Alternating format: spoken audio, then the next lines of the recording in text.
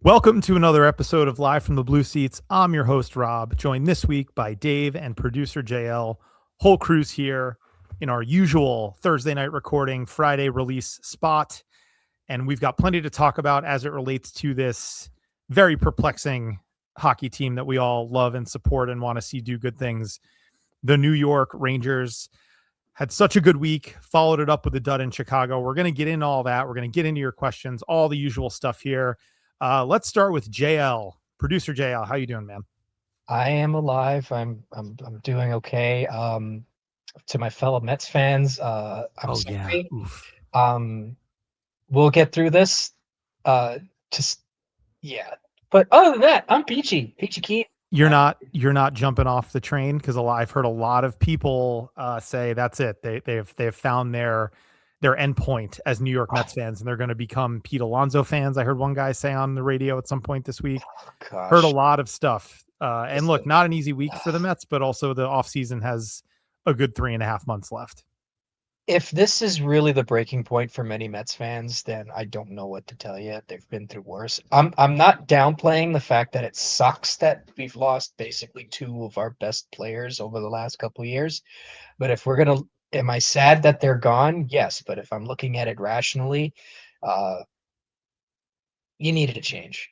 And sometimes change hurts, But anyways. But I think I could go on for hours about that. But of course. Well, and I was going to say there might even be some connections you can make to the Rangers later on in the show here. But 100%. Yeah, Dave, how's everything in your world? Everything is good, and I actually think I have finally found a loophole in the Becky and Jess imposed rule that I'm no longer allowed to buy jerseys. Go on. Yeah. So you know how I'm cursed with buying. So for those who don't know, I'm pretty much cursed with buying jerseys. Whenever I buy a jersey, the player gets traded within the next 6 months. It's the last 3 players. It's just happened. So if I am cursed buying jerseys and the Rangers are cursed wearing the Centennial jerseys, am I therefore allowed to buy a Centennial jersey, cursing the curse, thus removing said curse? Because if you curse a curse, it's gone, right? I think your logic is completely sound, and I totally agree with you. I think you should buy a Centennial jersey for yourself for Christmas or Hanukkah, whatever it is, and go from there. Yes, Dave. I just don't want to get murdered by your wife. No, she's mellowed out over the years. I think you're okay here. Kids have defeated her. Children have defeated Becky. Yes, children defeat us all. Oh man, that is. I'm looking forward to over here. I'm looking forward to seeing that jersey in person on. I'm going to the game Saturday against Montreal, so. Hopefully they win because they have not won a game in it yet, as Dave alluded to there. Yes. So you're saying I need to buy it now so that I break the curse before you go. Sure. Yeah. I mean, listen, speaking of seeing worse, them losing in December to the Montreal Canadiens would suck, especially given it would be the follow-up to Wednesday, but I have experienced a lot worse as a Rangers fan over the years as well. Games I've been to. Yeah, we have. I think we all have. The Oli Jokinen shootout. Oh, were you at that game? I was not. No, that game was that was a road game. So no, but okay. No, because that was in Philly. Oh no, I you know what I thought? For a second I thought it was at home because they had a home and home that weekend. I'm sorry. You're right. I knew that. Go on. Oh, you know what's crazy that you remembered that that was a part of a home and home. It was yes, it was, and they needed to win both those games that weekend. The point wasn't enough because the way that the Rangers and Philly were is basically literally by 1 point. So the Rangers needed to get that extra point in order to get over Philly, and freaking instead of throwing out Marian Gaborik, he threw out Oli Jokinen. It's kind of a fireable offense there, but it is what it is. And that Flyer team went to the Stanley Cup Finals. That is correct. So think about that. Chew on that as you consider whether you really do want the Rangers to tank. And again, we're going to get into all that. So let's jump in. The Rangers, I want to preface this by saying the Chicago game on Wednesday night is nowhere near as bad as what the Tampa game was. But I think part of the problem is that it was after what I felt was almost like a victory lap by the team after losing 2 games to Colorado and Vegas, where they were like, oh, we hung with these teams. The Rangers are turning a corner. They're proving that they can like play at that level. And then to follow it up with like a pretty mediocre effort against a team that was struggling. Look, it's not like they got crushed in terms of shots on goal or on the scoring chances side. Like the expected goals battle was basically dead even. They hit a couple of posts. It's a very different game if that shorthanded goal does not happen. And that was a kind of a fluky play. All that said, and I will start with Dave. Does that Chicago game, in your mind, erase or override the perceived progress they had made by having such a good prior week with the wins over Dallas and Ottawa and the, really tight games they played against and the points they got off of Colorado and Vegas? Does it completely erase? No. Does it partially erase? Yes, because you can't go on that run. You have now beaten Carolina, Dallas, Ottawa, came from behind in the last minute to get a point against Colorado. You survived whatever the officiating was against Vegas and still managed a point. Mm-hmm. And then you need to send the right message to both yourselves and the fans when you're following up that with what is the definition of a trap game. Like Chicago, we all saw this coming. Like I was thinking optimistically, the Rangers are the leadership group has changed enough. They have a different message in the room that they're not going to play down. They're going to recognize what they need to do. And then they go out and did whatever the hell that was. So at some point, the results need to match the process. Like you said, Rob, the process wasn't terrible. They hit some posts. They were fine in terms of overall defensive play. Mm-hmm. But you have to, I don't understand how this team can have another shutout. Get shut out again. 6 times in 32 games. And that's why I'm saying it's partially undone. It's not just the Chicago game. It's the fact that they got shut out again. How do you keep getting shut out? What the fuck is going on here? Well, and so that I wanted to mention this. So one of the best follows on Rangers social media, I'm on Blue Sky now. I don't know if this particular person is still on Twitter or if he's fully over to Blue Sky, but he goes by LW. He's Blue Sky only now. Right. So there you go. So LW3H, if you want to check out, you're probably familiar with his game if you are Twitter only, because I mean, he was so good. He's one of those guys who every post is like a complete banger, and it's amazing. They don't all go viral, but he also does some pretty interesting like stat tracking. And he posted earlier today on Thursday that the Rangers are now on pace to be shut out 15 times this season. And that would put them up there with the likes of some of the, earliest dead puck era teams. But also the 06-07 Blue Jackets, who were horrific. The 14-15 Buffalo Sabres, who were historically bad, especially for kind of the modern era that we're currently in. The expansion era Pittsburgh Penguins. So this is like the dregs of the history of the National Hockey League. And the Rangers are on pace to get shut out that many times this season. So JL, before we advance that piece of the discussion here, I do want to hear from JL, just your thoughts after the Chicago game, and where do you come down on the spectrum of like, that's it, like I've had enough and let's start moving some major pieces around here, or is it just a blip? I think it's just a blip, honestly. Like you guys mentioned, it wasn't in terms of just sort of, I mean, the effort wasn't there. They looked a bit sloppy in certain instances, but it wasn't the worst thing in the world. In order for me to really sort of, kind of get in the boat where things kind of, get to the point where I feel like things are getting bad, is I need a bigger sample size. Now, look, I know, oh yeah, they were bad earlier in the year. Yeah, fine, I get it. But that's gone now. That happened already, and they've shown us that they can rebound from it. So I'm just gonna go out and say that this is a blip. There were some decent moments in the game where they looked like they had some life, like you guys said. The shorthanded goal doesn't come in. It's kind of a different game, but they were a little lackluster in terms of just kind of, a little bit more effort could have been required in certain aspects, but they were still playing reasonably well. They didn't get blown out. I think I need to see if they come out against Montreal the same way on Saturday. And then I'll start to be a little bit concerned because now it's going to get to the point where, it's kind of like this team is like flicking on a light switch on and off. Okay, you're going to leave the light on for about 20 minutes and then you're going to turn it off to save some energy.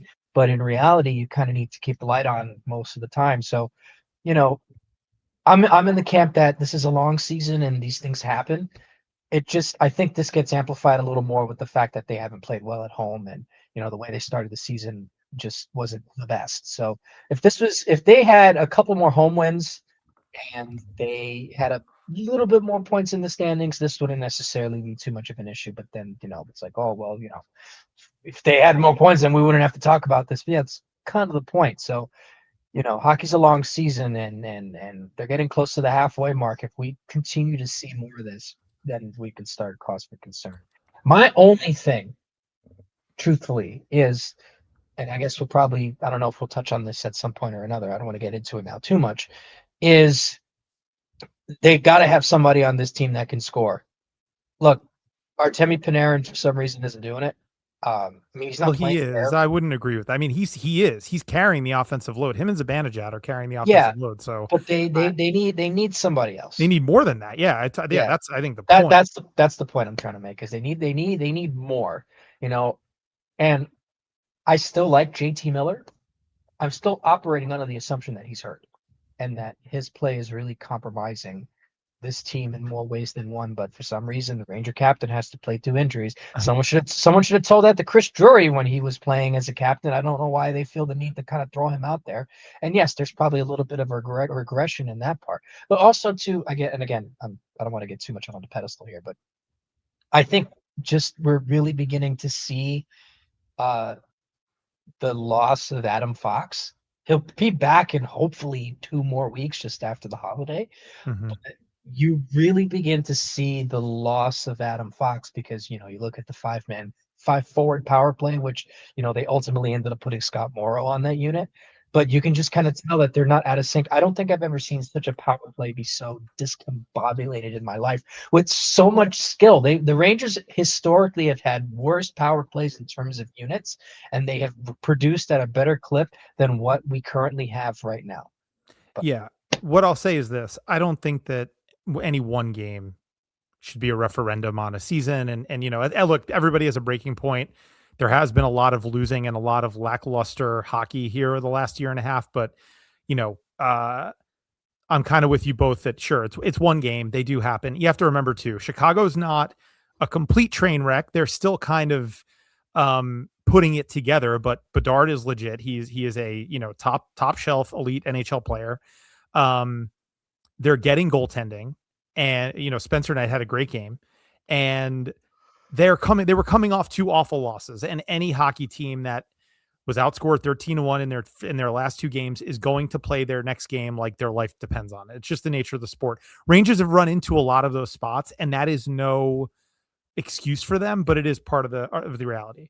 Here's what I'll say as sort of a counterpoint, though, to UJL and in general, right? If you look at points percentage, right, because that factors in, games played, right? How many points have you gotten from the games you've played? Because the Rangers have played 2 to 3 games more than everybody in the conference, save for the Islanders and Boston. The Rangers have the 3rd worst record in terms of point percentage. They're in 13th place in a 14th place in a 16-team conference. And at some point, my reaction to last night was at some point, those nights have to stop happening or you're going to miss the playoffs. Like the Rangers are in game 33 starting on Saturday night. That means there are fewer than 50 games remaining in the season.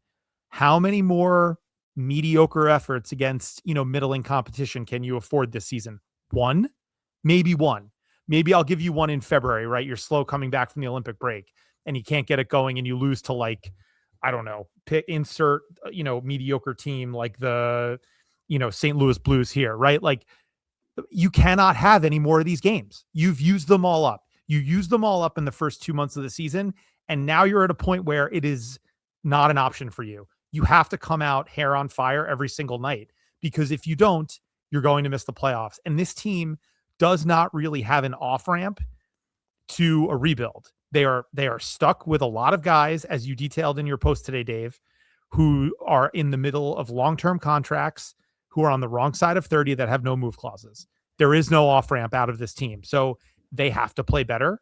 And nights like last night can't happen. The last thing I'll say about the game is the biggest disappointment for me was not that they went down 2-0. It's that they did not mount a push in the third period. Because look, you're going to go down 2-0. Good teams, a good team would have come out in that third period and outshot their opponent 16-4. And whether you win the game, look, you could get goalied, you could hit a couple more posts.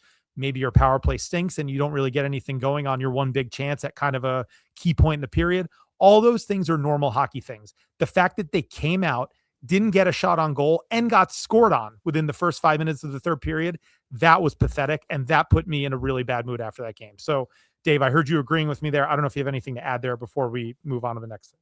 So this is related to what you're saying because the Rangers, as soon as they get down even a goal, and this is a continuation of bullshit from last year, where you could see it in their eyes and in their body language that when they're down early, they just don't have it in them to make that push. Mm-hmm. And that, I believe, is a direct input into why the Rangers are the worst team in the league in generating power plays.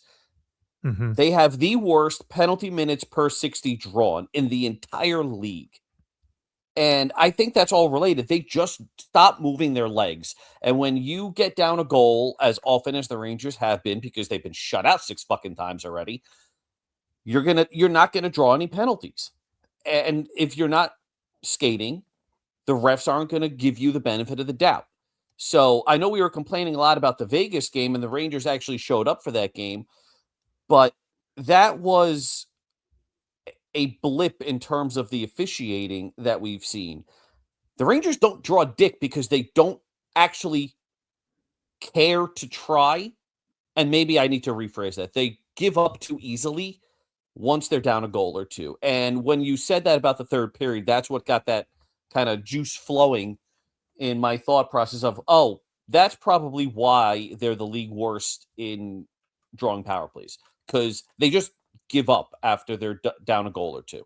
Yeah, and what's interesting about wildly that is, frustrating. Yeah, I think there's some truth to that. And look, I don't know if I totally agree that they like give up, but I think they have trouble, like you said, getting their legs going, finding confidence because it's been such a struggle to score.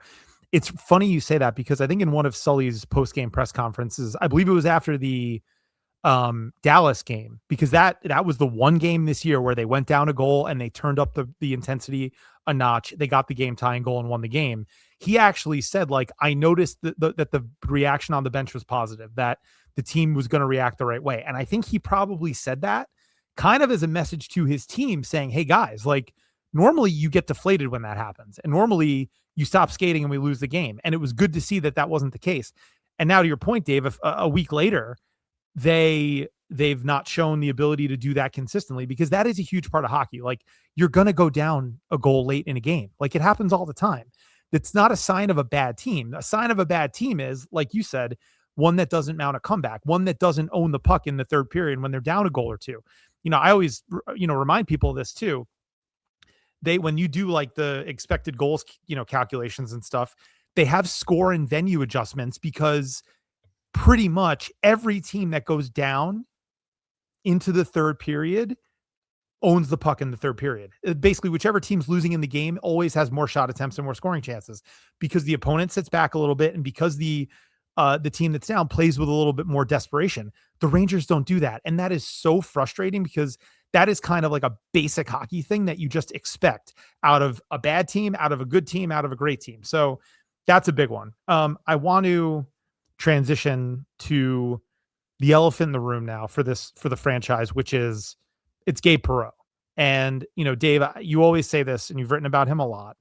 He's not a savior, and he's not. But what I would say is, I think given the fact that they don't have many other options, he kind of they have to try it and they have to see what he can be, because like you said, JL, there just is not enough scoring outside of Panarin and Zibanejad, Fox when he's healthy.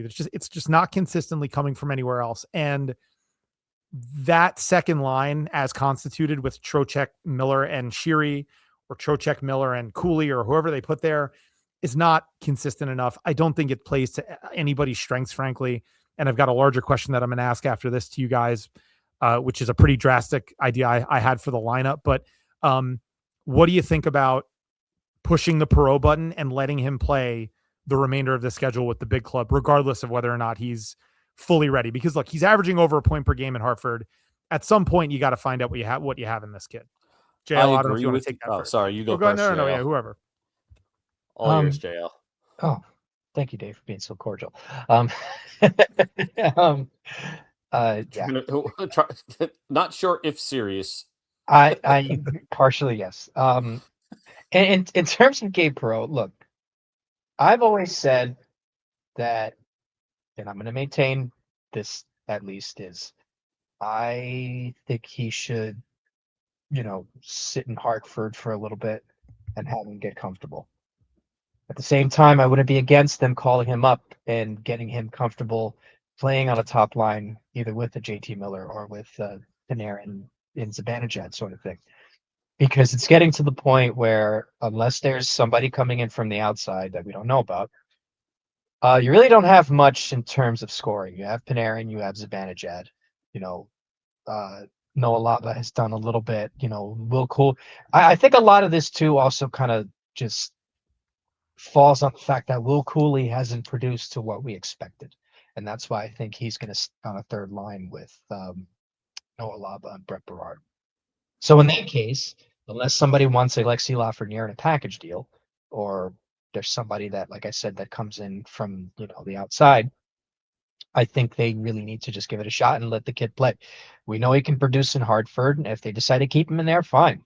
But I think and especially with the way the NHL is going, you kind of need somebody that's shifty. Gabe Perreault is shifty. He's got the mind for it. He may not have the strength yet for it, but I think that you might as well kind of let the kid get used to the speed of the NHL level.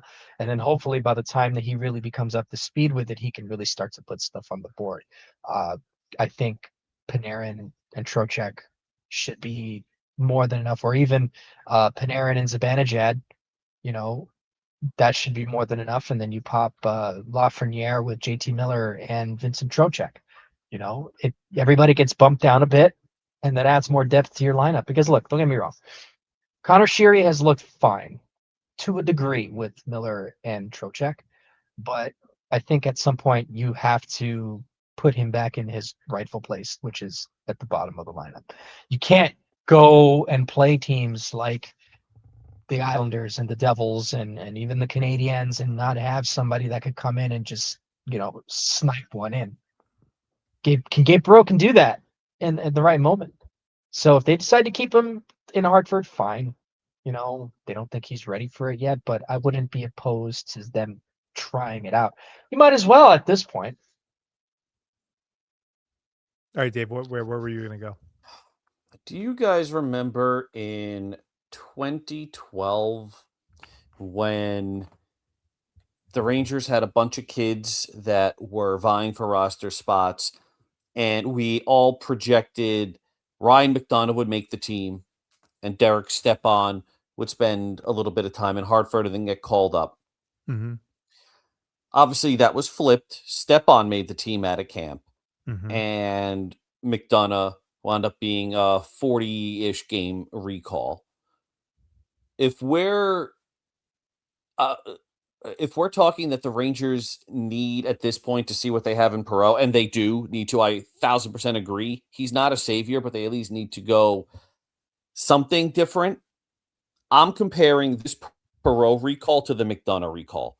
The Rangers needed something on the blue line that year, and McDonough was the guy that came up along with Stu Bickle, funny enough. And all of a sudden, the Rangers had a good blue line. They made a run to the Eastern Conference Final. I don't think a run to the Eastern Conference Final is happening, but now we're at a point where there's a clear hole on the Rangers. It's clearly impacting them. They need to do something. A trade is not coming unless, for some reason, Vancouver thinks Juuso Parssinen is a young center that they're willing to accept for Quinn Hughes. No. Then nothing is coming, and you need to bring up Gabe Perreault, you need to find space for him. I don't care how. You find space. You trade Taylor Radish for future considerations. I don't give a fuck anymore. You gotta do something. These 30-year-olds aren't cutting it anymore, and you can't get rid of the top five, the big five. So you got to do something. Get rid of Taylor Radish to create roster space and cap space for Perreault. And hopefully he's your 2012 McDonough, who, by the way, was not a savior. He just rounded out the roster. Yeah. I also think that there's a long-term benefit to this because either way, I don't see this team vaulting itself to the top of the Eastern Conference, right? Like, and I think we can rule that out, right? If they're in the playoff conversation, it's for one of the two wildcard spots, most likely, maybe third in the Metro because everything is so compressed and compact in the Eastern Conference, and the conference itself is pretty. There's a lot of parity, to put it nicely. But I think you need to know what he is potentially as you construct your roster for the next 3 to 4 seasons. Like, are you banking on him for actual top of the lineup scoring? Is he more of a middle of the lineup scorer? Is he a trade chip? Like, I think you've probably learned what you need to learn about him in Hartford. Like, he can score a point per game in the AHL. And I understand that there's like a physical maturity and a strength aspect to it. We talked about it on last week's pod, but sometimes like guys need to learn on the job. And I have some lineup ideas, which I alluded to earlier, that I think you could find a landing spot for him that puts him in an offensive role, but also doesn't necessarily like it would cover his defensive / physical, learning curve. It would kind of make up for that. So, but I just look, when you combine everything that we talked about in the first 25 minutes of the show here with, there have been shut out 6 times. They can't mount a push when they're down by a goal or two against even a very bad defensive team like Chicago. There's just not enough scoring depth. I mean, the third and fourth lines for a good portion of that game on Wednesday night were completely shut out in terms of shot attempts. Like I read that in the Athletics recap of the game. I think the bottom 6 when they were together, because Sully actually shifted around some pieces in the bottom 6, and I know Noah Laba had a couple of really nice chances in the third period. But I think through roughly the first 2 periods of the game, neither of those lines had a shot attempt. They got completely buried. There just is not enough juice at the bottom of this lineup, especially without Rempe. And I think we are all maybe gonna, all of us across the fan base, whether we liked him a little bit or we didn't like him and we thought he was total lagoon, like it is very possible he is the play driver for the fourth line with that the Rangers used to open the season. Because once he went out, Sam Carrick's been a black hole. Edstrom has been bad, and now he's banged up. Radish is a nothing burger. Sheary doesn't do anything in the bottom. I mean, all these bottom 6 guys are pretty much nothing burgers. And Rempe, when he's in the lineup, the fourth line has an expected goals share of like 65%. So let's see if that keeps up when he returns. But I think that's going to actually also be a big, addition and something that helps make this roster whole when he comes back. What do you think? Let me share this with, at least. Yeah. I mean, I like him. I like Hemlosh, but like, it's also like, do they have too many of the same types of players between Rempe and Edstrom and Hemlosh? And, that's fair. But Rempe and Hemlosh or Rempe and Edge, either way, it's got to be Rempe. Like, he's got to play. They are so much better with him in the lineup. The record bears it out, but also the underlying numbers are way better with him in the lineup this year. So here's a thought. I had some extra time on the train today in my commute to work because I actually got on the wrong train at one point and went in the reverse direction for a stop. So that's a funny story that I can tell outside of this podcast. But I was like, all right, here's a big question for me. Here's what I'm going to do. I'm going to ask the question. I'll give you then my rationale on it, my answer, and I'll give you the lineup that I think the Rangers could roll with if they do this. Here's the question. Should the Rangers consider, or should they move Noah Laba to the wing? If they do this, that puts them in a position to play to their strength, which is the depth down the middle with the 3 veteran good centers that they have, age and contracts aside. Zibanejad, Miller, and Trocheck are your top 3 centers. Laba shifts to the wing. Here's the lineup that came to me on the train as I had some extra time. I think you stick with the current top line because it's been good offensively. Panarin, Zibanejad, Lafreniere. Second line would be Cooley, Miller, and Gabe Perreault. You'd have to call him up and slot him into that right wing spot, but he's with a heavy player in Cooley who can lead the forecheck, and the Rangers' best, defensive two-way center in Miller. So you've got the physical part of the game covered and a couple guys that can truly clear space for Perot on the ice. A third line of Laba, Trocheck, and either Connor Sheary or Taylor Radish. You might have to get rid of one of those guys to make room on the roster. I understand that. And then when healthy, the fourth line would be Brett Berard, Carrick, and Rempe, or maybe you could have Hemlosh instead of Berard if you want to go for size. Here's my thought. You have depth with the centers. Excuse me. You'd have speed on every line because Laba's a burner. And you'd have speed with Cooley. You'd have speed with Zibanejad and Lafreniere, who are both skating really well this year. This would define the roles for the team and all the players, and it would play guys to their strengths.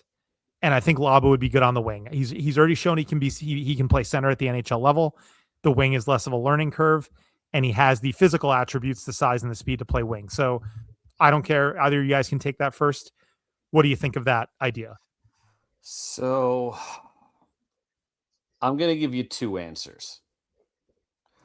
If we're talking just this season, I like what you're going with, but I would put Berard on the third line instead of Sheary or Radish or whomever that was. I would find a way to get Berard on that third line. I like his game. I agree. That's a minor nitpick.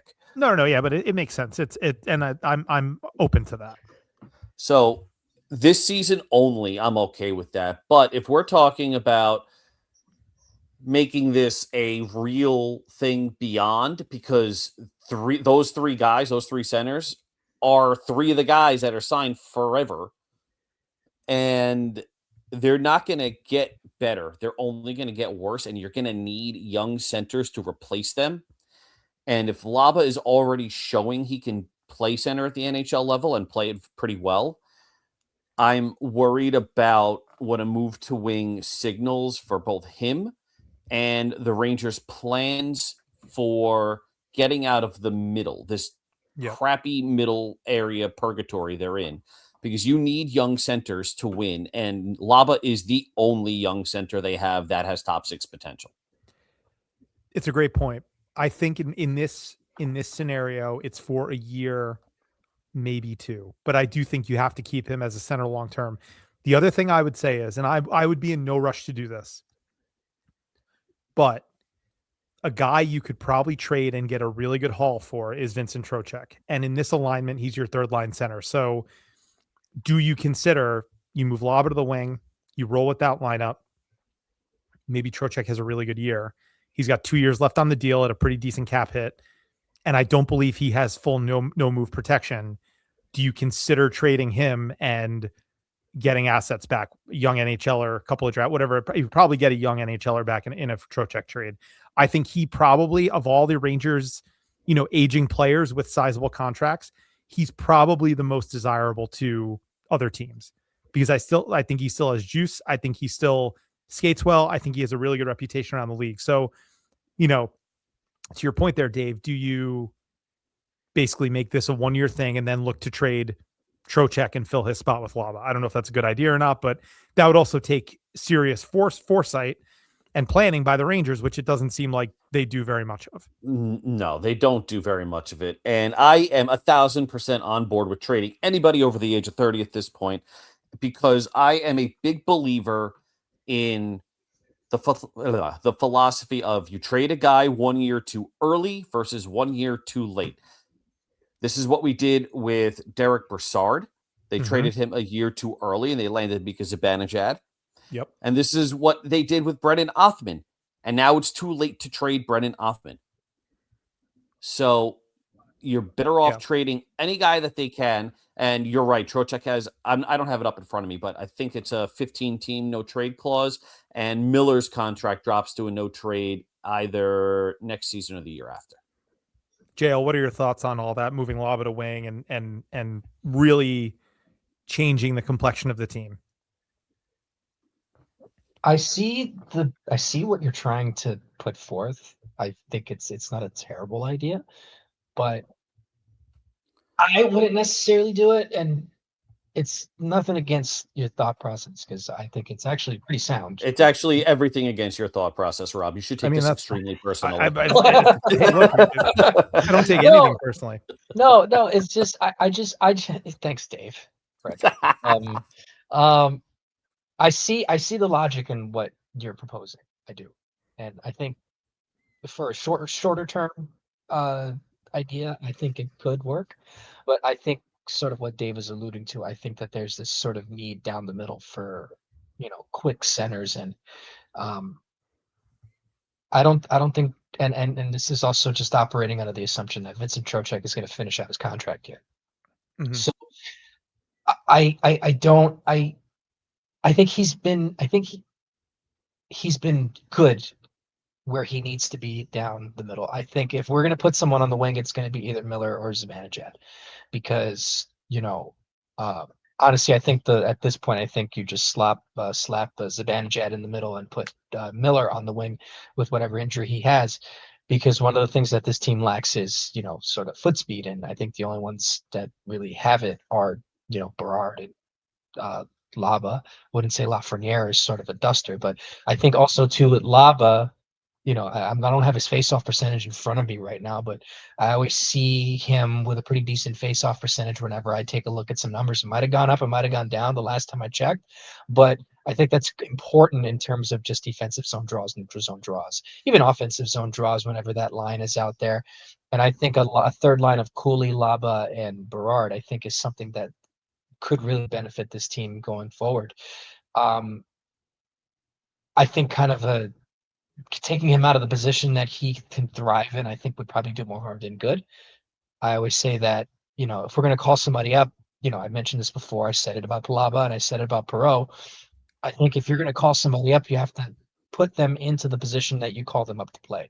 And I don't think putting Laba on a wing wouldn't necessarily help anything. I think Brett Berard does pretty much what Noah Laba would do on wing, because they're kind of very similar in terms of play styles. So I don't see how it would really do anything. Maybe I'm wrong. Maybe Mike Sullivan ends up implementing that and I look like a total idiot, when it comes to critiquing it. But I think just for down the middle purposes, for depth purposes, I think the person that sticks on wing should either be Miller or Zibanejad. I think Laba should stay down the middle. I think he's fine in that spot. He's shown that he could play there. Berard basically does the same thing that Laba does, just on wing. And I think that if they're going to have any sort of success, I think you have to keep those three together, at least for the next 2 seasons. Whether or not they find scoring on another part of wing, whether it's Panarin or somebody else, or they like you said, Perot won't be a savior, but they'll have somebody that could add some depth scoring. I think that would probably be the best way to go. And I think that's probably what they're going to do, because like you guys said, they really don't have any foresighted thinking for the future. But I do like the idea, though, for like a shorter term, couple of games sort of option sort of thing, see what you get from that. I think all options have to be on the table for this team because there's just not enough juice. That's the word I keep coming back to. Okay, so I think it's question time. I don't know who's got him, but I got him. I'll pull him up. All right, so you sounded very much like an old man getting out of his chair. Oh, okay. Well, I was sitting back. So stretch out that back. So you know what? Put a sock in it, Dave. Okay, thank you very much. All right. I know. I've actually gotten yelled at in the comments a couple of times for being a little bit too jovial on this. So. Oh, what? I'm sorry. You can't be happy? No, like the back and forth banter. I've been told that I do a little bit too much of it. I'm like, first off, A, that's just me, and B, fuck off. Yeah, I agree with that sentiment. Let the man talk. Okay. All right. So I'm just pulling up the questions now. Okay, so we have one on Blue Sky. I don't think we have any on Twitter.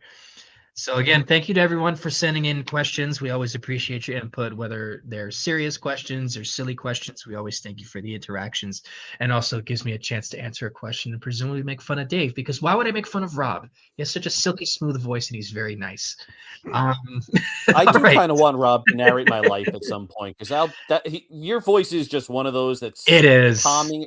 It's like Liev Schreiber when he narrates anything hockey related. Or anything HBO, yeah. Yes, Robert has a very nice voice.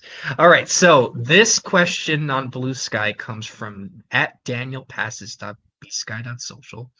And Dan asks, what's your surprise of the season so far when thinking about the Rangers and when thinking about the NHL in general?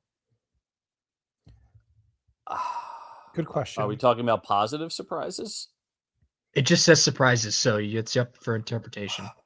I am going to go with something that I don't think either one of you guys are going to say, and it's Will Cooley. I I thought wasn't gonna say that. Cooley would be fine in the top 6. Now, maybe a lot of this has to do with JT Miller's whatever the hell's going on with him, but I am taking a step back on what I thought Cooley's ceiling was, and maybe I shouldn't because the entire team is having trouble scoring, but I thought he'd be able to take that next step offensively, and he hasn't. I'm a little bit surprised by that. I will say my surprise. I'm going to say it's Jonathan Quick maintaining the level of play that he's remained at this year, which has just been awesome. And so much so that No. he's getting consideration for the Olympic team, like probably as the third goalie, which I don't think is crazy at all. I think he'd be a great presence, and that would just be such a cool story. So Jonathan Quick is my Ranger surprise. I'm trying to think of like a league wide or like NHL wide surprise. Jay, I'll give us yours, and I'll see if I can think of something before we move on to the next one. So I think in terms of surprises with the Rangers, at least, I don't really have one for the league per se, because there's so much going on and everything's kind of happening as expected. Colorado's playing well, Dallas is playing well, Vegas is playing now. I guess you could probably say Toronto. Toronto is underperforming with all that money that they spent on all those forwards. For some reason, Toronto can't seem to put together quality depth, with all the resources that they have. I mean, as far as the Rangers go, that's pretty tough. Will Cooley was one of them. But I guess when my surprise, oh gosh, this one's tough. I'm surprised that JT Miller's not playing as well as he should.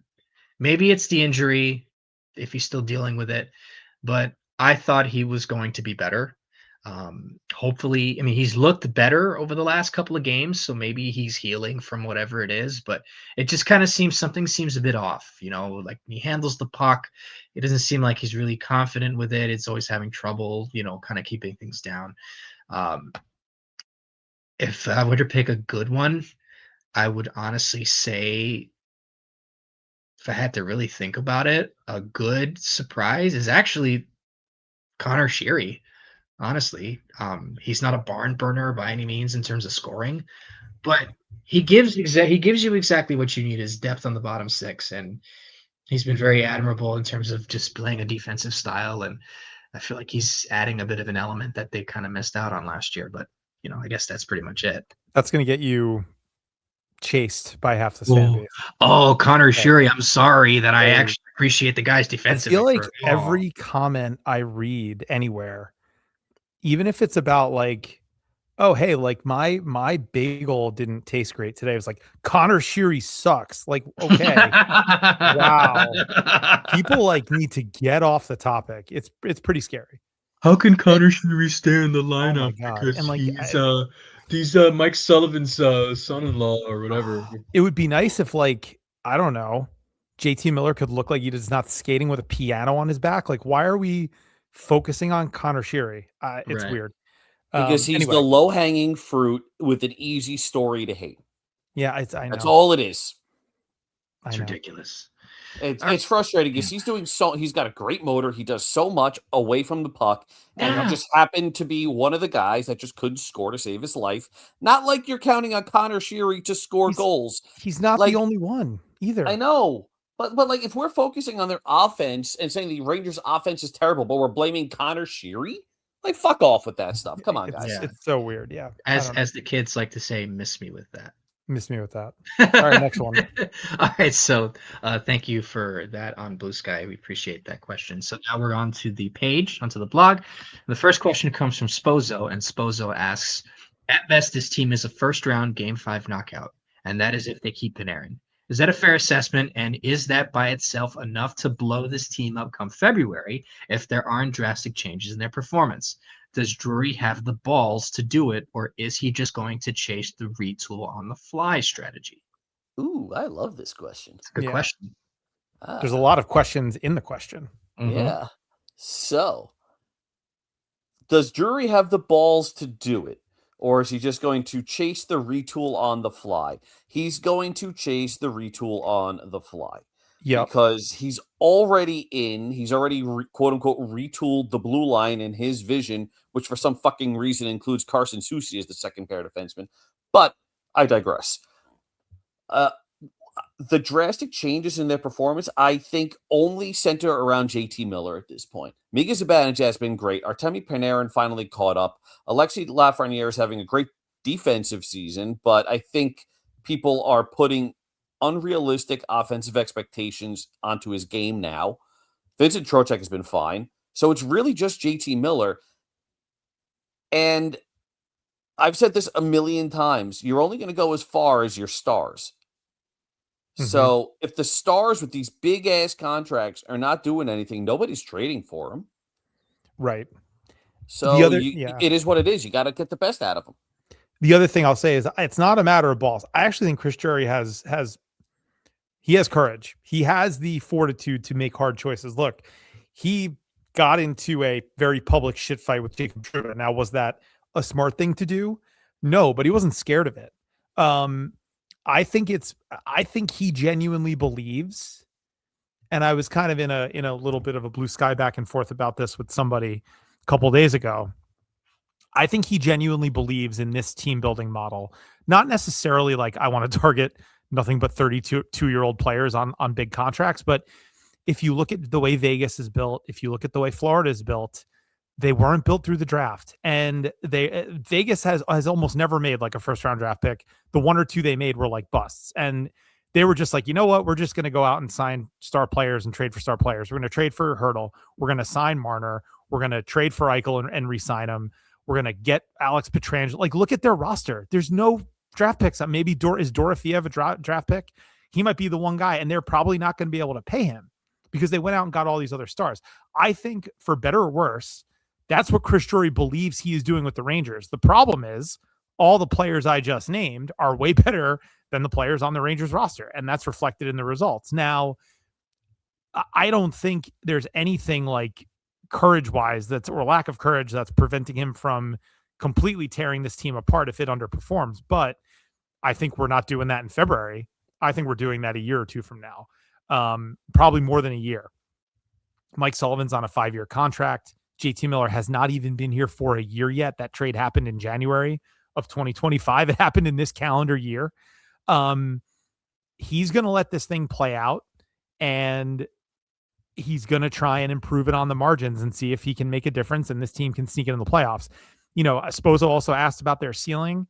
Look, I don't want to sound like a completely blind optimist, but they have Igor Shesterkin on the roster and they play decent defense. They can beat anybody in a 7-game series. That's not the issue. The issue is consistency over 82 games. And as we were talking about before, when you get into a playoff game and you're down 3-2 in the third period, can you make a push to tie the game?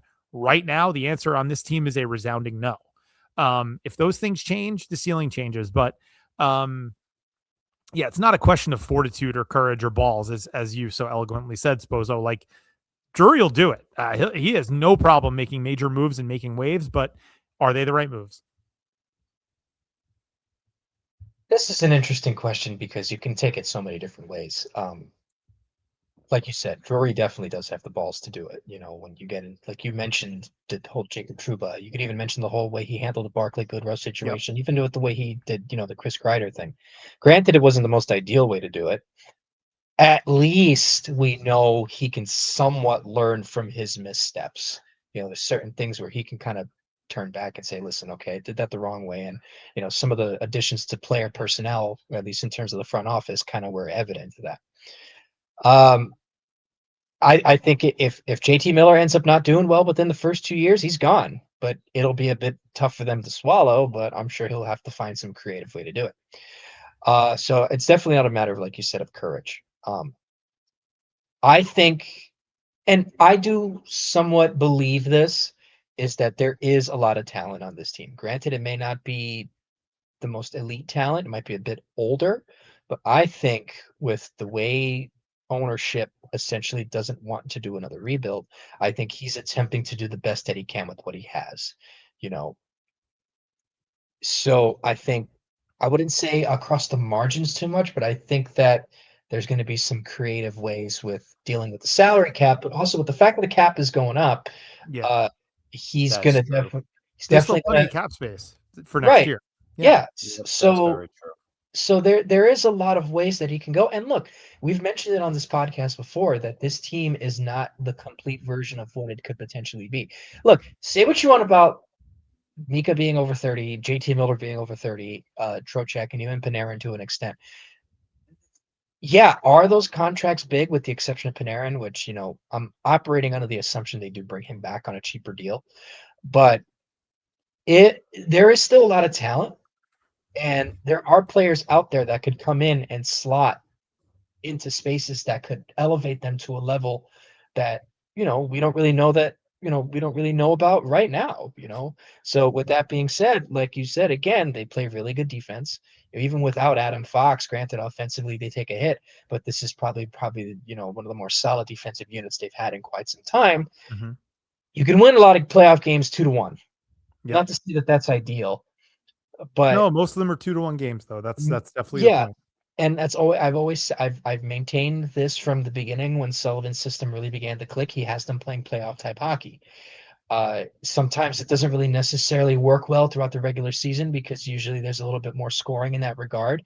But I think if the Rangers can make it into the playoffs, which they should, all things considered, at least in the lower end conference spot, then you really don't know. I wouldn't say first round. I'd probably say maybe they take a second round into game 7 and just kind of, have to push through, but it just won't be enough. But it's such a vast improvement to what happened last season.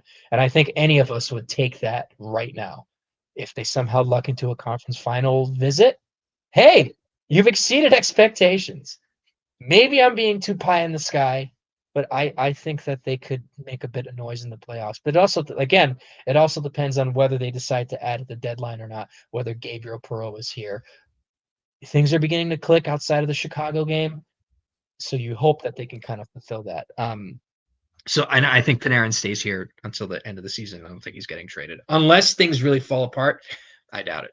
So Yeah, agreed. all right. Next question comes from Sal Merck. They write, bubble team, not even going to be close to the bubbles. This is a 500. This is more of a statement, actually. Bubble team, question mark, not even going to be close to the bubbles. This is a 500 team at best. Almost time to clean house again. A yearly occurrence. Maybe CD goes to. Drury isn't going anywhere. Yeah, No. Prepare for a Glenn Sather type tenure, not in terms of results, but in terms of how long he's GM. He's going to be here until Dolan dies. Probably close. I Yeah, don't know. he doesn't fire these guys. No, it's true. No, it's true. He doesn't fire them. He didn't fire Thomas. The Knicks were like the laughing stock of the NBA for a decade, and he wouldn't fire Isaiah Thomas. He doesn't fire these guys. He doesn't want to deal with it. And I agree with Dave. He's going to be here, and I'm telling you, like at the least, he's here till Sullivan's here. Till Sullivan's not here. He is attached at the hip to Mike Sullivan. That was the guy. That was the guy he always wanted. It's a 5-year contract, and they would have to be worse than Buffalo for Sullivan to lose that job early. And if they make the playoffs a couple times in that 5 years, he's getting a contract extension. And so listen, no, seriously, like no, I know. Yeah, I don't mean to be callous with saying when Dolan dies. I'm assuming he's in his 70s at this point. I didn't mean for it to come off that way. Well, no, basically he's gonna be here until Dolan can't operate the team anymore. Is probably the way you should get that. Fair. But like, I honestly, let's say Sully's gone after 5 years. His 5 years, what we were talking about. I think even if Sully goes, Drury's still here. Even if the team is Dark Ages quality. That's possible. Yeah, I really, in terms of bubble team, I'd say a little bit more than that. I don't think that they're Well, the bubble also, look, it is 30 games in. The bubble's like pretty much every team except for Buffalo.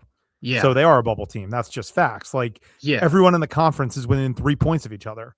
Whether you want to factor in games played and points percentage or not, everyone's within 3 or 4 points. Like the Rangers win 3 games in a row, they might be in first in the Metro.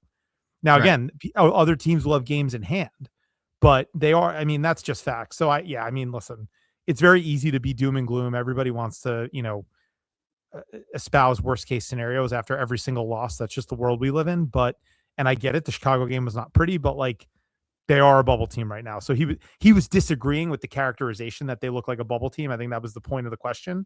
And I think they are very firmly a bubble team. Yeah. I mean, and it seems as if this is how it's, unless there begins to be some separation within the next couple of weeks, which usually tends to happen as the season tends to hit into the next calendar year. I think this is how it's going to be for most of the season. Some teams will end up dropping out, whether that's the Rangers or not. They're 4 points out. I'm just doing this off the top of my head from what I saw before.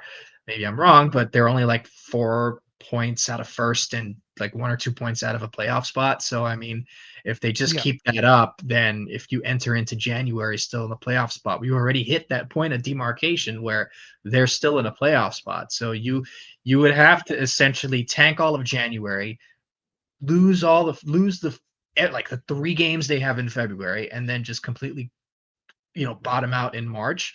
I don't think that's going to happen, and especially considering everything's going to be so condensed. You're going to run into a couple teams that probably can't handle that. So, but anyways, All right. This next question comes from Joe S. And Joe writes, a few posters on this site have recently been talking about the Rangers winning the last 2 games of the year. This is last season, and bemoaning the fact that they won. Apparently, this cost them the first overall pick, even though there's still a lottery. What do you guys think of a team losing on purpose? So I guess they did win on the final day of the season, but I also think that this is also referencing the fact that because they beat the Islanders 4 times last season, that was the difference between them getting the first overall pick. Because if the Islanders had beaten them once, the Rangers get the first overall pick. So I'm guessing that's sort of what they're referencing. How do we know that for sure if it's a lottery system? Well, I think it was the percentages that were being talked about. Right, but we don't that's not how the world works. That's not how this works. No, I know. I know that. I'm just saying that's what I'm assuming they're referencing. Probably. Here's what I'll say about tanking, and this I'm going to say right outright. I steal it from my cousin Joe, who runs the best Jets Patreon and podcast called Badlands.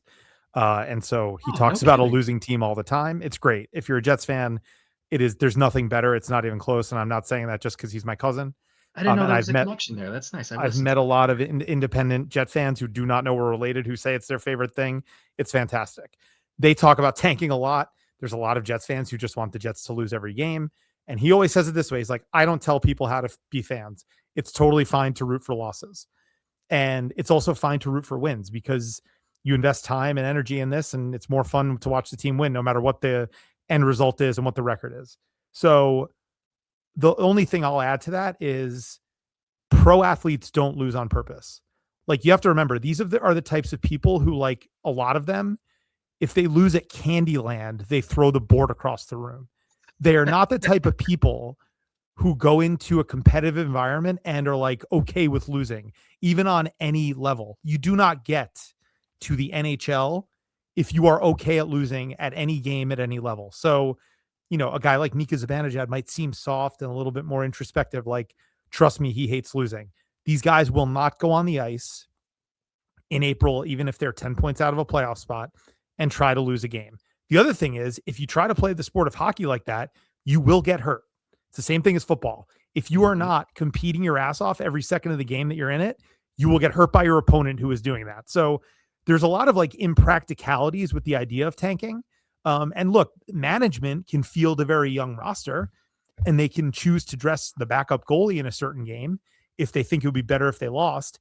But the individual athletes are not going to try to lose a game ever, unless they're getting paid off, which, look, unfortunately, that's kind of part of our world as sports fans now, with the way some of the stuff has happened and some of the perils of sports gambling.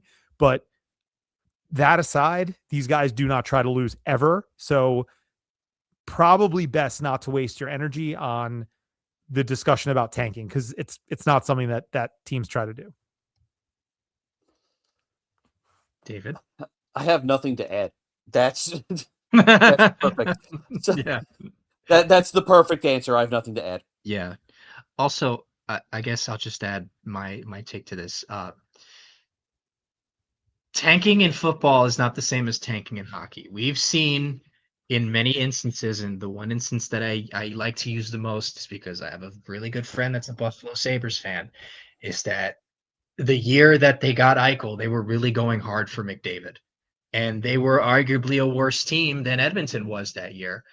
And they were safe. My friend, I'll just preface this, my friend is very anti-tanking in hockey. And I agree with that, because you don't really know where it's going to go. In hockey, you have the lottery system. You could thank the Pittsburgh Penguins and the chaser Mario Lemieux for that. So you're not allowed to tank, right? So in football, you could strip the pieces bare, and if you end up with 1 or 2 wins, which is usually what'll clinch a first overall pick, you'll get it. There's no lottery system. So football teams have less incentive to keep players around. I mean, if you really wanted to say that the Jets were trying to actively tank, you could say that with them trading Quinnen Williams and Sauce Gardner and not bringing back Aaron Rodgers and signing Justin Fields and all this stuff, right? But obviously they're not going to come out and actually say it. But I don't think tanking is a good strategy, because again, too, if you're trying to establish, again, you use all these corny buzzwords like culture and developing a style and this, that, and the fourth. Losing doesn't help with that. And if you're like the Jets, as I do and Rob's cousin does, this team is just infested with losing. And the team is really trying to change that by not actually trying to lose games on purpose. And the same thing goes in the NHL. Buffalo didn't want to lose on purpose to get Connor McDavid, because then again, it's not a given that they were going to get him, and they didn't get him. So if you're a fan and you think that tanking, at least in the NHL, will do you any good, it won't. Because if anything, tanking actually hurts your chances. Because, yeah, granted, the COVID year was a bit of an anomaly, but the Rangers were actually halfway decent that year, and they got the first overall pick. Granted, it was a bit of a lottery, and the circumstances were a bit out of control, but they still got the first overall pick because of the way everything was set up. And they didn't tank. So I'm very against tanking. Hockey-wise, it doesn't make any sense. So, yeah. All right. Next question, this comes from NYC Crash, and they ask, there's actually a couple questions here, so bear with us, please. We'll do one at a time. Yeah, all right. So the first one he asks is, what do you think is the reason this team is so bad offensively this year? Go ahead, Dave. Oh, speed. Not necessarily skating speed. They play slow. And when you play slow and you only have one guy on the back end who's now hurt that can actually move the puck up the ice, you're going to struggle. The reason why they look so good in those 4 games last week was because they adjusted their breakouts a little bit. They were moving through the neutral zone with speed as a unit of 5. They're not doing that consistently enough. And it's all about playing fast. Not being fast, playing fast. Yeah. I was going to say, I think, look, the top guys are underperforming. I think we know that. We don't know the reasons, injuries, whatever. There could be others, but totally agree. Speed's the main thing. There's just not enough of a connectedness to the 5 on the ice and an ability to play fast. They play hard. That's the thing too. Like, I do hate when like the effort thing gets brought into it, because like most nights they play hard. I think the Tampa game was a true outlier in that sense. Like they compete hard. Like they throw the body around. They're trying to do the right things with the puck. They dump it when they have to dump it. They try to make plays. It's just that there's been a lot of bad execution, and I think the lack of pace really does hurt them. I totally agree, Dave. I'm gonna say they don't have enough shooters. I think that's a great point too. Yeah. It's a great point. You have Panarin, you have Zibanejad, Fox. That's about it. Well, Fox started to shoot more this year. I was going to say Panarin's kind of regressed. A couple of years ago, he shot a ton. Yeah. And he scored like 40 goals. And now he's not shooting nearly as much. I agree. Yeah. So those are the only three on the team that I could see. You need somebody that could just circle around the dot and fire it home. Noah Laba could do it. Will Cooley can do it, but they don't do it enough. And that's not really their skill set. Could Gabriel Perreault be that guy? Maybe. He's not here to be a savior. He's here to help, though. I mean, he's got to come to the NHL sometime, and I've seen a couple of clips on him in Hartford, and he can definitely do it. But they need just a pure shooter, which was supposed to be Othman, by the way. yeah, but that was his game. I what the heck happened there? I know Dave wrote about it, and that was a really good piece on that. But yeah, the reason why they're so bad offensively is just they need a shooter. You look at the game against Colorado. They had Nathan McKinnon just spinning around and just firing it onto the net. Could Panarin do that? Yeah. Does he do it? Not really. Zibanejad can do it too, but he's more of I'm going to shoot it either on the power play or if I'm skating down the wing. But Crash asks also, we have all the tools and skill, yet for some reason been shut out how many times this year? Well, it's been a lot, but I think that kind of goes into the first one. Then they ask, with the Olympic break taking place this year, do you think we'll see a move before or after? Oh, absolutely before. Think of last year with the Four Nations tournament. We had 2 trade deadlines. Yep. Yeah. And then the next one that they ask is, if we keep as we are, we're going to be sellers at the deadline. What are realistic moves to be made? That is an interesting statement, because that's a statement. We are going to be sellers at the deadline if we keep as we are. And I don't know if I agree with that. Yeah, I think there's going to be some upward progression, at least with this team. They're not going to – they're either going to get much better or they're going to get much worse. I don't think that they stay too level out like this. But to the statement itself, I can see the Rangers or Drury towing that line like they did last year, both buying and selling. Mm-hmm. The Rangers brought in Soucy, they brought in Miller as buyers, but then they traded anybody who's a pending free agent. I'm just going to pull up pending free agents this year: Panarin, Brodzinski, Sheary. Let's assume Brodzinski and Sheary are not traded. Panarin, TBD. Soucy, I think, gets traded. Yep. Morrow and Schneider are RFAs. I would not be surprised if Schneider is moved. I would not be surprised if Lafreniere is moved. But that's 2 24-year-olds, and we're supposed to be getting younger and faster.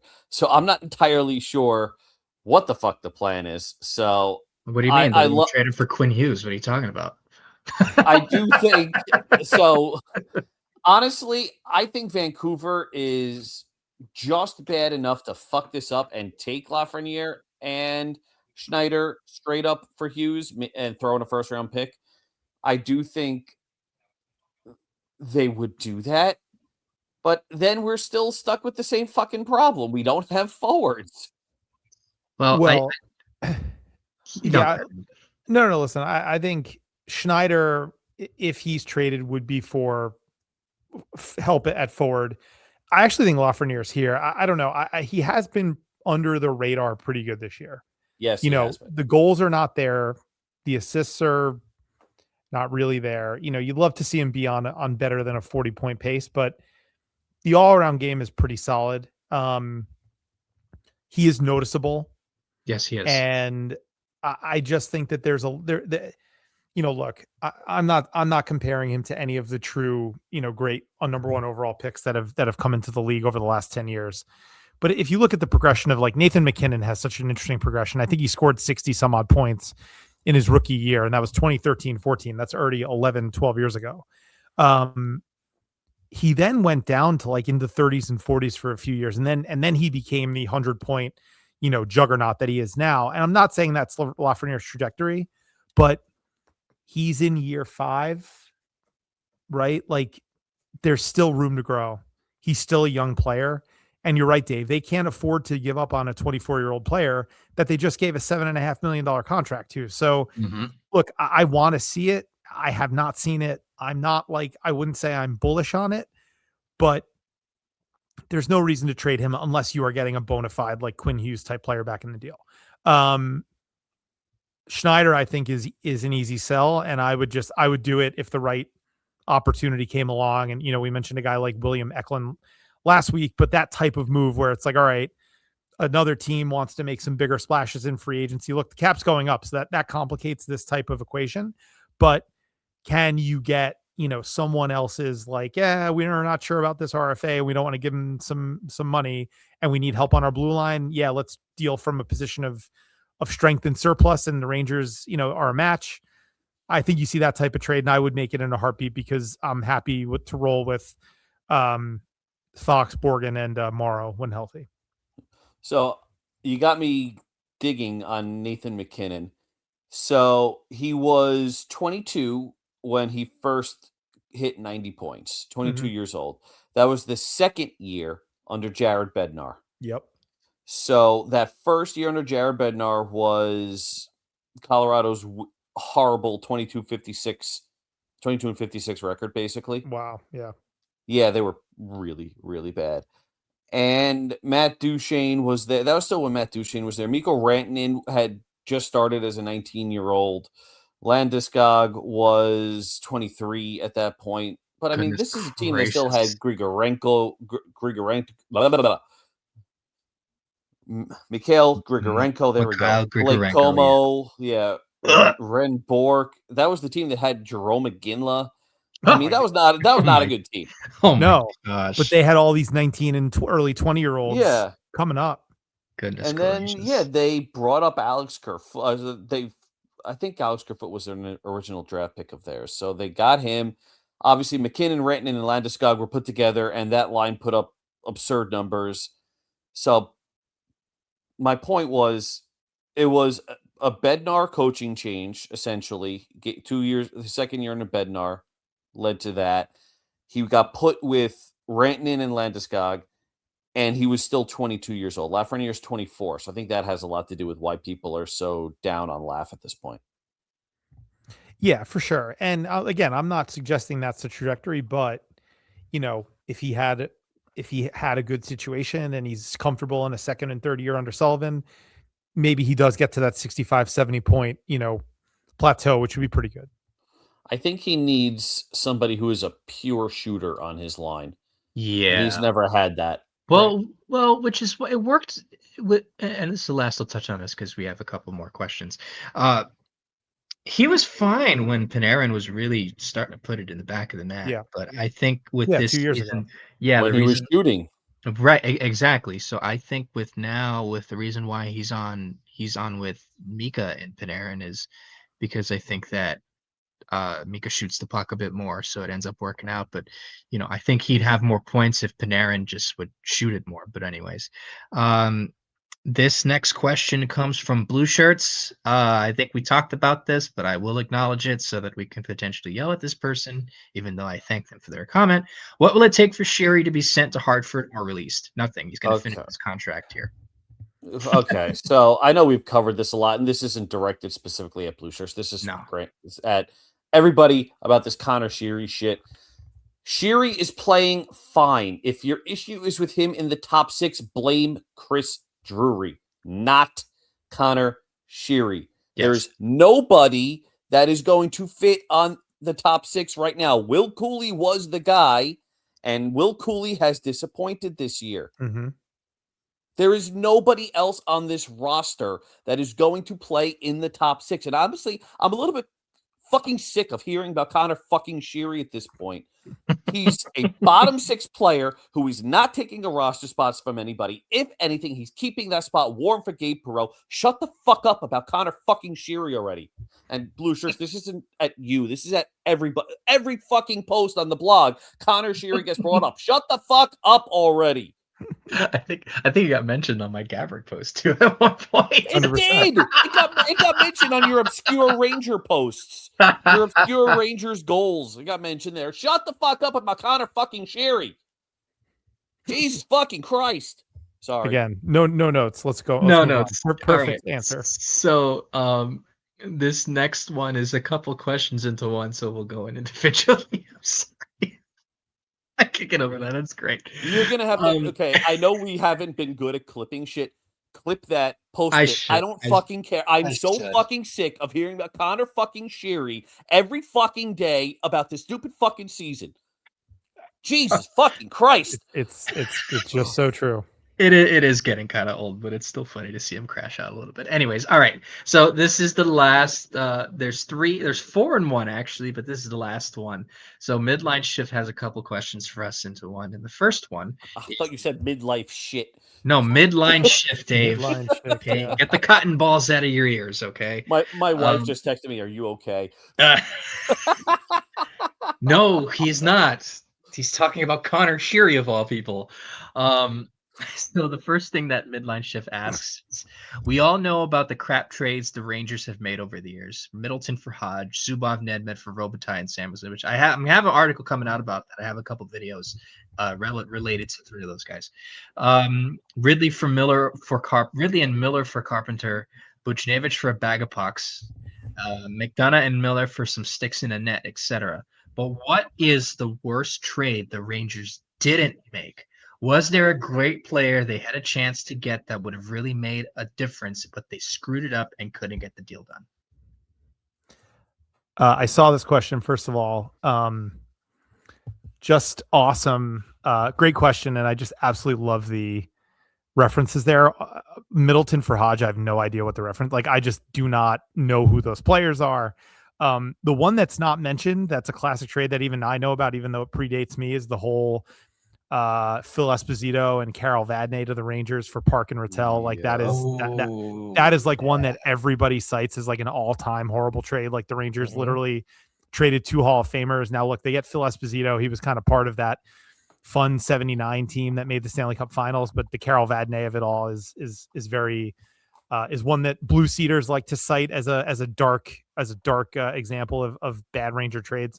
Well, just a point for reference before, because I did look this up the other day, and if anyone can correct me, please do. But if I'm correct, Middleton was young, and they got Ken Hodge to play with Esposito, but Ken Hodge was older and on his way out, and he basically was out of the league in a couple of years while Middleton ended up doing really well for Boston. So it kind of falls into that same category because the Rangers could have really used him in those 70s and 80s teams. But yeah, that sounds like the Rangers. Yeah, damn. I have a good one for this. Yeah, go ahead, Dave. I have to think about this. So the unable to get it done piece of this is because the draft did not go the way people had thought it was going to go. And this is the 2016 draft.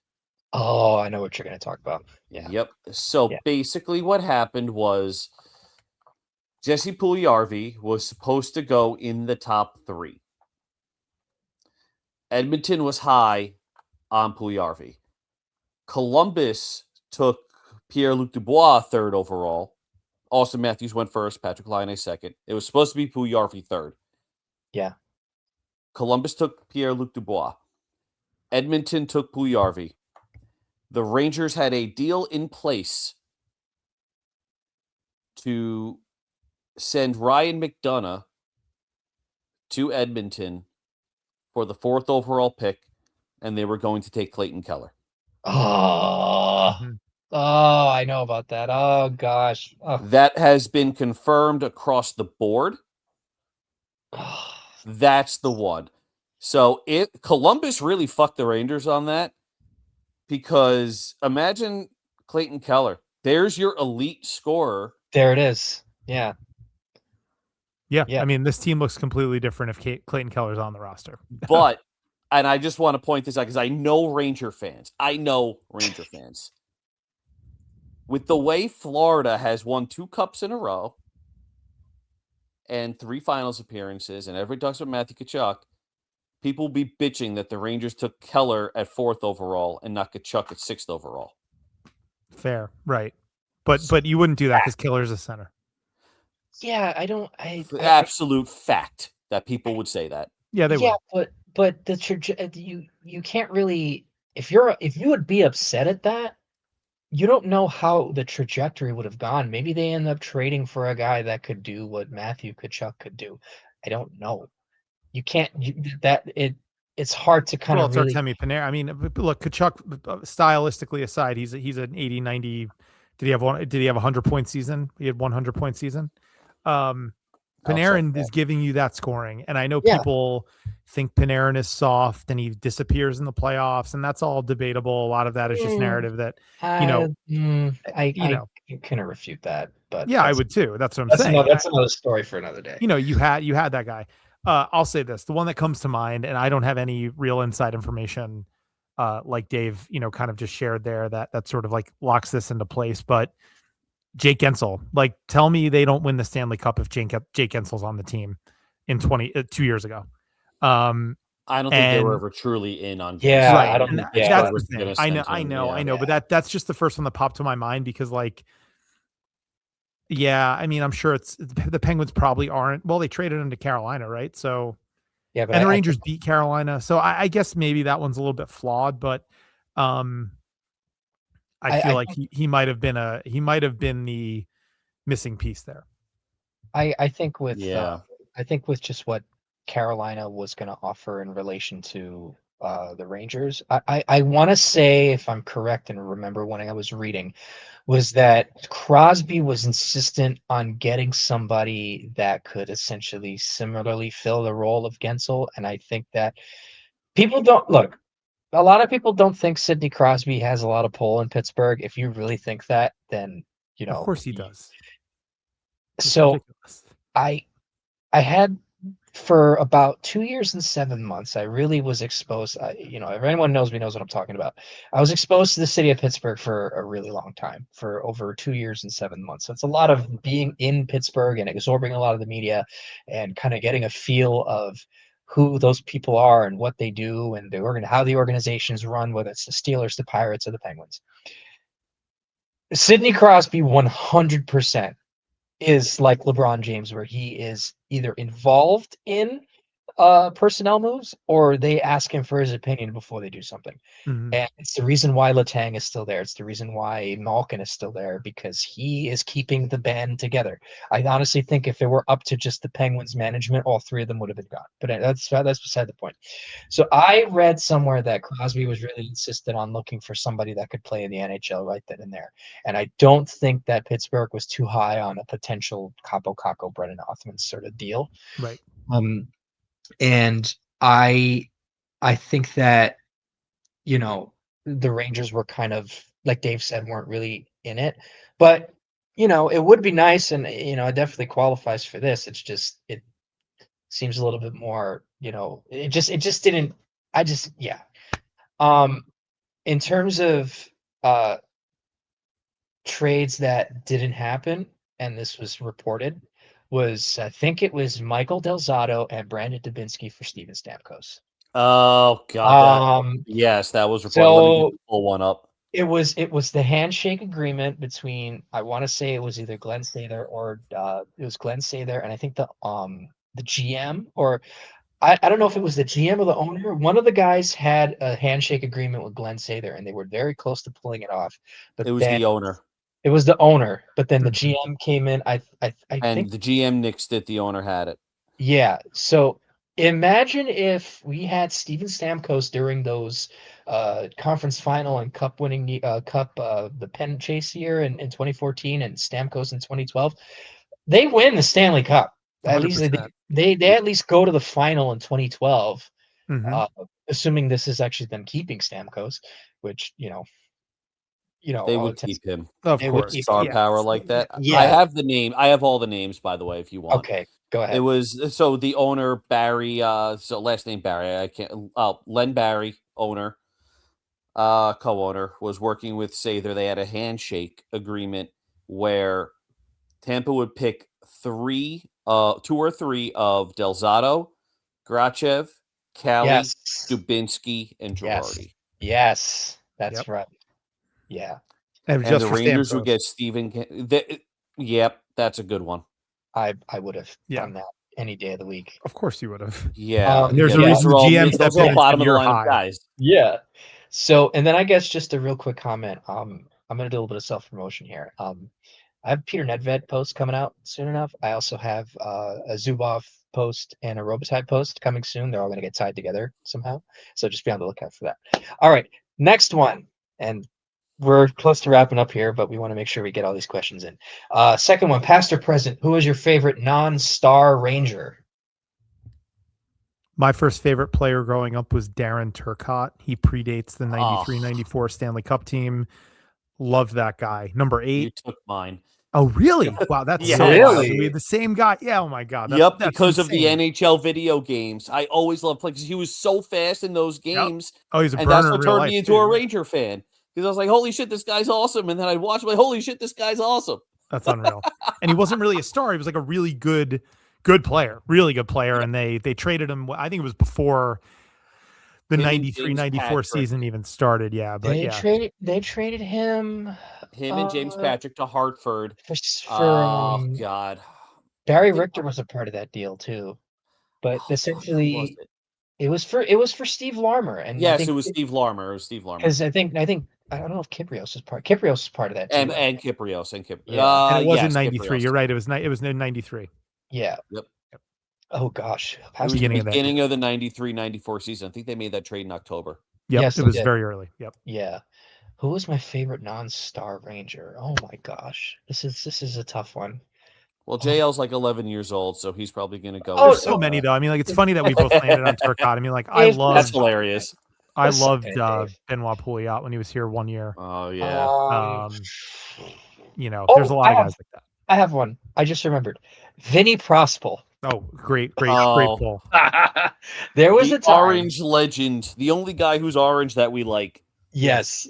There was a time for like a year or two when it was just those two. Him and Gabrick were just scoring all the time. And I think I remember you guys talk about video games. So I think this was probably like NHL 09, NHL 10. So they got Prospel. And he was essentially, my first line center at the time. I would put him up there with Gabrick and I would score a lot. Of course. But you would watch the games every night and you're thinking, well, it was Prospel, Gabrick, and then an assortment of wingers. I remember they had Vince Gleason play with them one time, and he turned out to be a bit of a dud. They would throw Eric Christensen with them together, which is probably like the softest line I've ever seen. Top line center, Eric Christian. Eric Christensen. shootout maestro Eric Christian. Yeah. Oh, God. He is related to Hayden Christensen, who is most famously known as Anakin Anakin Skywalker. Skywalker. All Wait, right. they're related? Yes, they're cousins. I think Love they're that. Kidding me? Yeah, they No, are I'm- related. No, they're they are- related. they're Yes, related, They yes. look alike.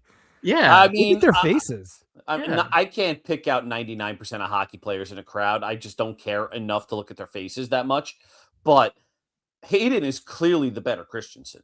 Like, we're all on the same page here, right? Yes. Well, yeah, but Okay, just making sure. I'm not gonna sit here and dunking on Eric Christensen the whole time because he was somewhat decent. It just was he was Oh, not. no, Eric- Soft. He was really soft. I think Yeah. that's the best way to describe him. Yeah, he was. Everybody not thought with he was a toughness. top line center, too. I'll never forget those days. Top line center, Eric Christensen. Everybody loved him. Like, he's not a top line center. No, a lot of teams tried him though too because there was a lot of skill there. He had real skill, but yeah. No, he did. Yes, he And did. quickly, just another name before I go on to the next part of this question. Wojciech Wolski, I really liked. Oh, if he yeah. stayed healthy. But I think he would have been. He was also another shootout merchant. All right, third one is producer JL. Where do you get your relentless optimism, and how can I get some? Easy, delusional. Oh, yeah. Honestly, I think it's more of, and I think Rob could relate to this more, is that at least in terms, like, obviously I'll have to call a spade a spade. If something's bad, something's bad. But I think that and I guess maybe this kind of relates to me being a Mets fan. When you've seen so many bad things, and I was actually had to explain this to a couple of Mets fans today about the whole free agent stuff that went on. Uh, I'm naturally an optimistic person to begin with, so that kind of helps. But also too, it's like I have this thing where I have to just constantly look at the bigger picture, and if the bigger picture looks like crap, then I'll say it looks like crap. But being that last season was so bad, and the fact that there are worse situations in the NHL like Buffalo, I think we've got it pretty good. Obviously, we need to be held to a higher standard, of course, but it could always be worse, you know? Like Toronto is not in great shape, Calgary's not in great shape, and yeah, they might get some better draft picks, but I really don't think that that's something that, the Rangers are in right now where everything is so bad. There are some pretty redeemable qualities for this team. Let's not forget, they're not the worst team in the world. They've rebounded pretty decently from last season, and they're actually a hockey team now. Whether or not the hockey team ends up winning much in terms of success, that remains to be seen. But I mean, you have to kind of just go from the ground up. So where do I get my optimism? Well, it's just how I am. I'm also a bit delusional too. So, all right, one more. So I know this is we've got like a record tonight, but we did get a lot of good discussion, a lot of good questions. And the last one is, do people believe that a head coach in the cutthroat world of sports would actively sabotage his team to placate his needs? Oh my gosh. You know what? No. I Oh like my- this question. Oh I like this my question because it's goodness. a real fucking question. Okay, hold on. There's more. I There's love more. this. I There's love more. this. There's more. Hold on. I could possibly understand if it was his own son trying to break into the league or something. Question Sully's judgment of playing Shiri all you want, but I find it hard to believe he's doing it out of nepotism. Okay, Thank fair you. enough. Thank Fair you. enough. Thank you. Somebody who's thinking clearly. Thank you. Holy shit. I can't believe it took us this long to get to something positive about Connor Sheary and Mike Sullivan. This has nothing to do with any nepotism. It's just he's the only fucking guy right now. That's it. Yeah. Thank you. That was perfect. I love it. End the podcast. Stop the count. Good call. Yeah, I think that's I can't disagree with that. I can't. Yeah, this was a marathon, but always fun. Great questions. Thank you for, everyone for listening and sending those in.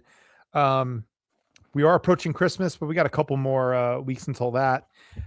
Plenty of games between now and then. Big stretch here for the Rangers coming up with Montreal coming in on Saturday after a pretty light week, only one game otherwise. Guys, always a pleasure. And thanks everybody for listening, and we'll see you next week.